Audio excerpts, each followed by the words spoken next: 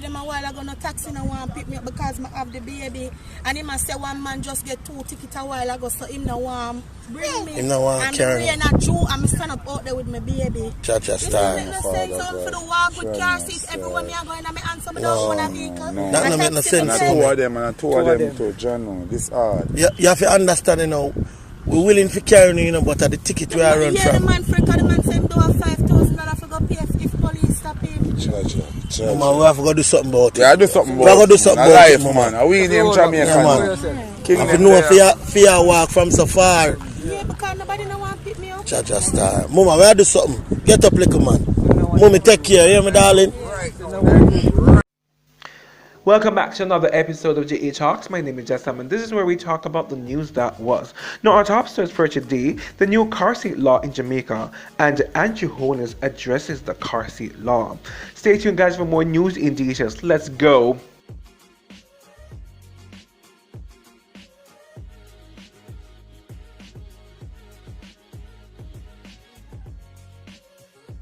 Okay, so now guys, we begin with the news regarding the car seat law in Jamaica. Now, an article was posted in the Jamaica Observer, and this is what it says. Now, Orcabessa St. Mary Orcabessa Taxi Association President Stan Stewart has warned that the new Road Traffic Act, which came into force on Wednesday, will result in children being denied across to public transportation.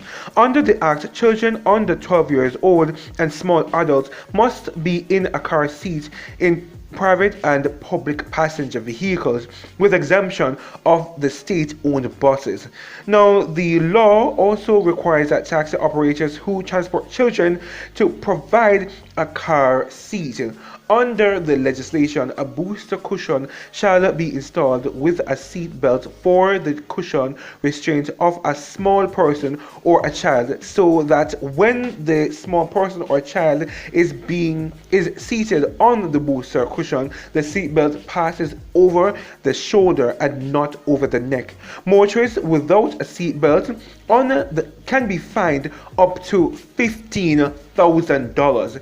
According to Stewart, the new law is not fair to them as taxi operators, as they are the ones who have the responsibility of taking children as young as 3 years old to and from school. Now, Stewart said that he has written to the relevant authorities, including the Assistant Commissioner of Police in charge of Public Safety and Traffic Enforcement, Gary Mackenzie, head of the St. Mary Police Division, Superintendent Bobette Morgan, and the Transport Authority, seeking a meeting to discuss the new law regulations, but this has not yet held. With more than 500 members, Stewart pointed out that his association is vital to the public transportation system. He charged the government has taken the wrong approach in including the new Traffic Act. Now, Stewart said the relevant personnel, including the Minister of Transport Authority, Orley Shaw, said should meet so that they could come to an amicable agreement. The government has come to us like Nicodemus in the night. When I look at some of the fines, they are not for the poor. Some of us will be going to jailhouse, almshouse, poorhouse, or even madhouse with these fines, said Stewart. Alright, so upon looking at this, so as we know, the Road Act came into place on Wednesday, and it came with multiple different or amendments, rather I should say. It came with multiple amendments to the Road Traffic Act, and so a lot of the fines have been significantly increased. And so the Jamaica Constabulary Force's their social media page has taken to their relevant social media outlets, both Twitter and Instagram, to really advertise the new Road Traffic Act and the fines that will take place. Some of them, I will be honest, I am in 100% agreement with. One of them is the Yang Yang bikes, because really and truly they're disgusting. I recall when I was working from home and the young bikes would drive, and let me tell you, they're disgusting. And you know that during COVID, they were like, for example, there's Hugo, and there are different transportation companies that came up that would transport, like, sorry, correction, not transportation, but delivery companies that came up, and they would actually transport like different foods. If you order food for KFC and different, fast food restaurants, or even doing your groceries, they would transport that to you. So if it was a case like that, I understand I'm not to kill them, because at the end of the day, the bike may be loud and it's just a one driver and that's it.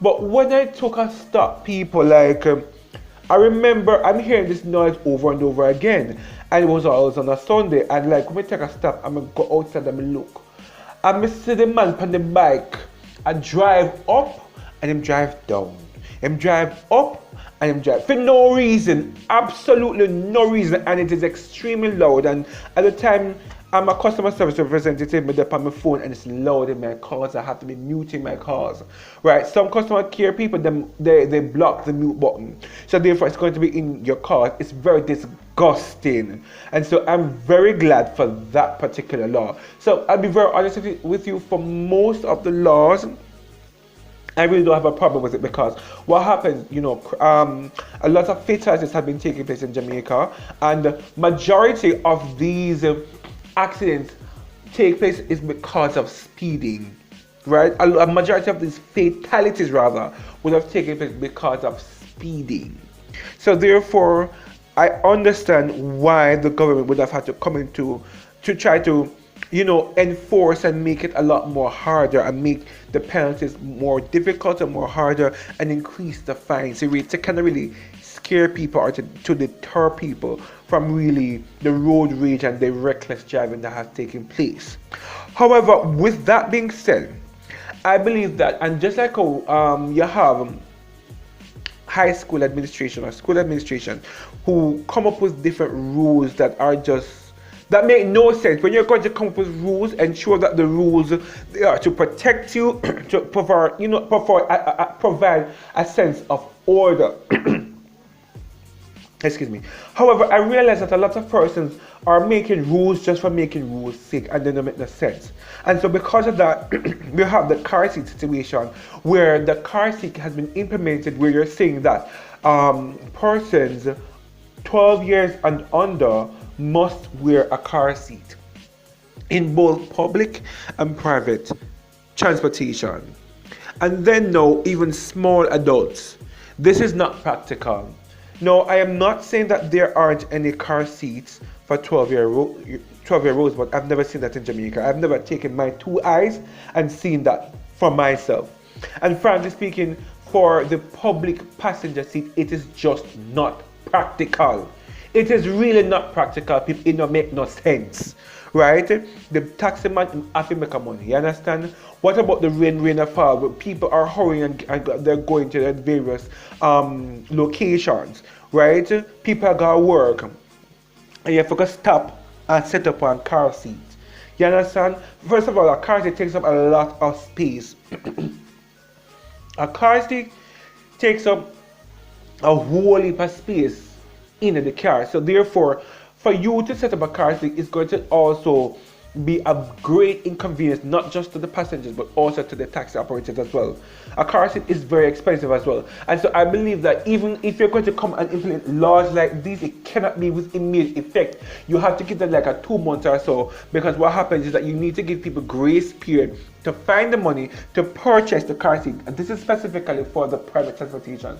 Because I really don't mind for private transportation, because really actually it's your picnic, so therefore you need to get the car seat.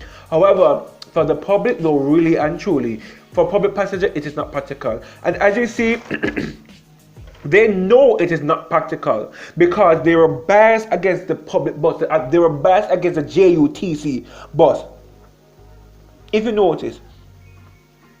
So they know that it is not practical. They know this, and this is very biased, I believe, right?